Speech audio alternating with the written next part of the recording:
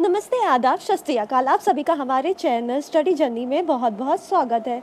तो my dear learner, जैसा कि आप सबको पता है कि हम आपके इस चैनल स्टडी जर्नी में लेकर आए हैं आपके लिए सीटेट 2020 के लिए कोर्सेज़, जो कि इस टारगेट बैच में आपके लिए बिल्कुल फ्री है। और हमारा मेन फोकस इस लेक्चर के थ्रू यही है कि इस बार जो सीटेट आने वाला है, आप उसको अच्छे नंबरों से क्वालिफ़ाई कर लें।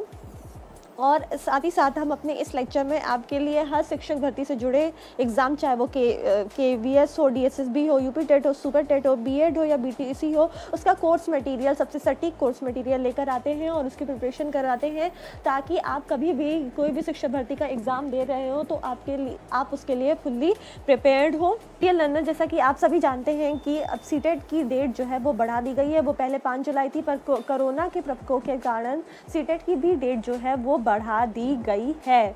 जी हाँ दोस्तों, आप सही सुन रहे हैं, सीटेट की डेट बढ़ा दी गई है और उसकी नेक्स्ट डेट जब भी आती है हम आपको ज़रूर से ज़रूर इन्फॉर्म करेंगे। मैं आशा करती हूँ कि आप सभी जो है अपने घर पर एवं सुरक्षित हैं और इसी के साथ जो है आपकी पढ़ाई जो है सीटेट का प्रिपरेशन वो बिल्कुल भी अधूरा ना छूटे, आप अच्छे नंबरों से क्वालिफाई करें। इसके लिए हम आपके लिए लेकर आ रहे हैं बेस्ट स्टडी मटेरियल। जी हाँ my dear friend, best study material हम लेकर आ रहे हैं, जो कि काफ़ी विश्लेषण के बाद हम आपके लिए लेकर आते हैं। और ये सबसे सटीक इन्फॉर्मेशन है, जिसको अगर आप देखेंगे, पढ़ेंगे, तो आपको इन एग्ज़ाम को क्वालिफाई करने से कोई भी नहीं रोक सकता है।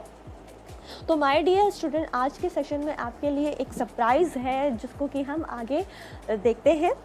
स्टूडेंट, जैसा कि आप लोग जानते हैं कि इस वक्त जो है हम चाइल्ड डेवलपमेंट एंड पेडागोगी की प्रिपरेशन कर रहे हैं फॉर सीटेट 2020, और साथ ही साथ ये सारे एग्ज़ाम्स के लिए जो भी शिक्षक भर्ती से जुड़े हैं और आपका इस टारगेट बैच में कोई भी, हाँ माय डियर फ्रेंड, आप सही सुन रहे हैं, कई सारे चैनल वाले आपको कोर्स मटेरियल प्रोवाइड करने के लिए आपसे फ़ीस लेते होंगे, पर हम यहाँ पे आपसे कोई भी फ़ीस नहीं डिमांड कर रहे हैं, बल्कि सारा कोर्स मटेरियल आपको एकदम से फ्री में प्रोवाइड कर रहे हैं। और ये सबसे बेस्ट कोर्स मटेरियल है, जो कि हमारी टीम जो है काफ़ी रिसर्च और स्टडी के बाद आपके लिए लेकर आती है। कि सेशन में हम पेडागोगी, जो कि शिक्षा शास्त्र भी हम जिसे कहते हैं, हम उसके बारे में पढ़ेंगे। और आज का सरप्राइज़ ये है कि आज का हम आपका लेक्चर जो है हमारी एक न्यू फैकल्टी मेंबर लेंगी, जिनकी इस विषय पे बहुत ही अच्छी पकड़ है और उन्होंने काफ़ी सालों के क्वेश्चन पेपर, चाहे वो सीटेट हो, यूपी टेट का हो, दोनों ही सेशन, जुलाई सेशन और दिसंबर सेशन का अच्छे से और बहुत ही बारीकी से विश्लेषण किया है। और ये आपके लिए जो कोर्स मटेरियल ला रही हैं वो सबसे सटीक है। आपके कोई भी डाउट है, आप BTC कर रहे हैं, बीएड कर रहे हैं, सीटेट के लिए प्रिपेयर कर रहे हैं, सुपर टेट के लिए प्रिपरेशन कर रहे हैं, आपका कोई भी डाउट है तो आप हमारा चैनल देखिए, हमारे वीडियोस देखिए, हमारी न्यू फैकल्टी मेंबर आराधना मैम का लेक्चर देखिए और आपके सारे डाउट जो है वो एकदम क्लियर हो जाएंगे। और माय डियर स्टूडेंट्स, आज का लेक्चर स्टार्ट करने से पहले मैं फिर से आप लोगों से रिक्वेस्ट करती हूँ कि इस चैनल को लाइक, शेयर और सब्सक्राइब करना ना भूलें। और आपके जो भी डाउट्स हैं, अगर वो वैलिड डाउट्स हैं तो उसे कमेंट बॉक्स में कमेंट करना ना भूलिए। और हम आपसे वादा करते हैं कि आपके वैलिड डाउट को हम 24 घंटे के अंदर जो है सॉल्व करने की पूरी कोशिश करेंगे।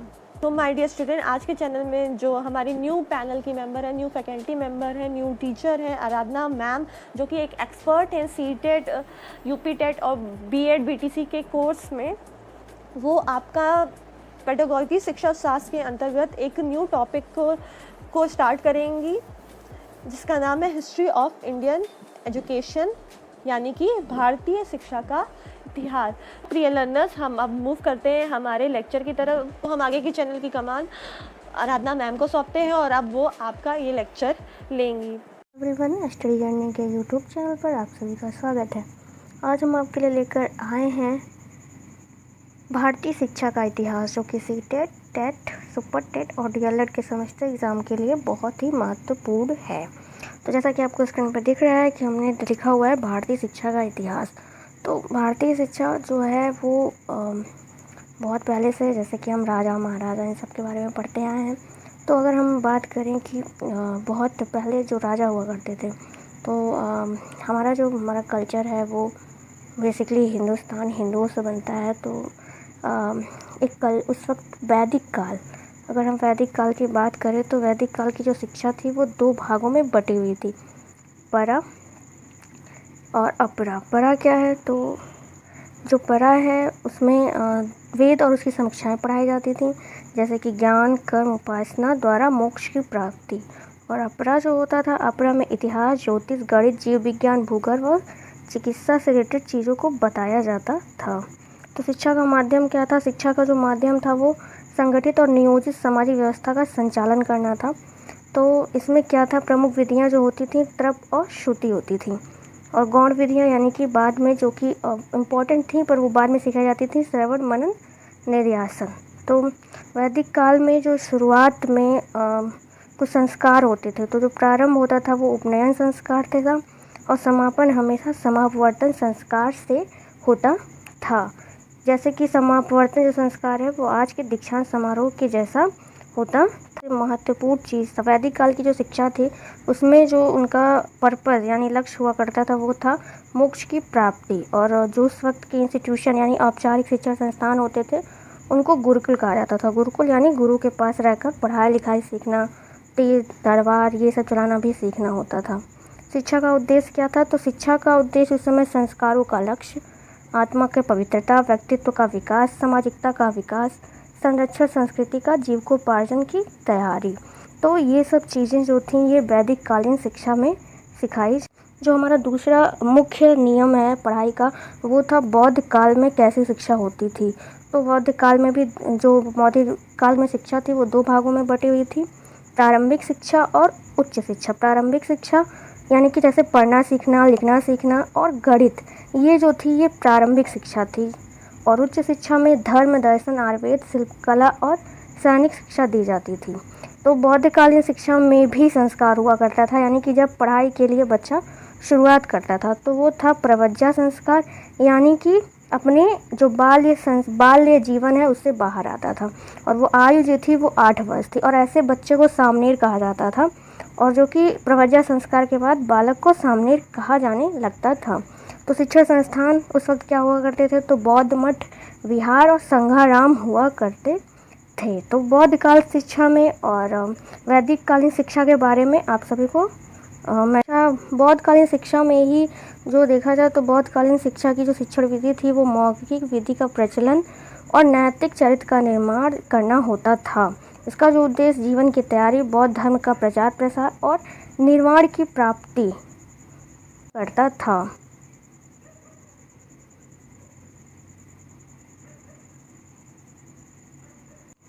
मुस्लिम काल में जो शिक्षा थी वो प्रारंभिक और उच्च दो भागों में बटी हुई थी। प्रारंभिक शिक्षा मकतब में होती थी, उच्च शिक्षा मदरसे में होती थी। मकतब में पढ़ना लिखना, साधारण गणित, वित्त व्यवहार, अर्जी देना सिखाया जाता था। और उच्च शिक्षा लौकिक, अलौकिक, अरबी व्याकरण, गद्य साहित्य, तर्कशास्त्र, दर्शन शास्त्र, भूगोल, यूनानी इतिहास और बेसिकली कुरान पढ़ाना हुआ करता था। संस्कार होते थे प्रारंभ में बिस्मिल्लाह संस्कार। आयु बच्चे की होती थी 4 वर्ष 4 माह 4 दिन। शिक्षण संस्थान मकतब और मदरसे हुआ करते थे। शिक्षण विधि रटंत विधि शिक्षण हुआ करती थी, और शिक्षा का माध्यम अरबी और फारसी हुआ करता था। मुस्लिम काल में जो शिक्षा का उद्देश्य था वो इस्लाम धर्म का प्रचार करना था, मुस्लिम शासन को मजबूत बनाना था, मुसलमानों में ज्ञान का प्रसार करना था और सांसारिक उन्नति को दिखाना था। तो आप सभी को हमारा ये वीडियो पसंद आएगा, आप इसे देखें, लाइक करें, सब्सक्राइब करें और शेयर करना ना भूलें।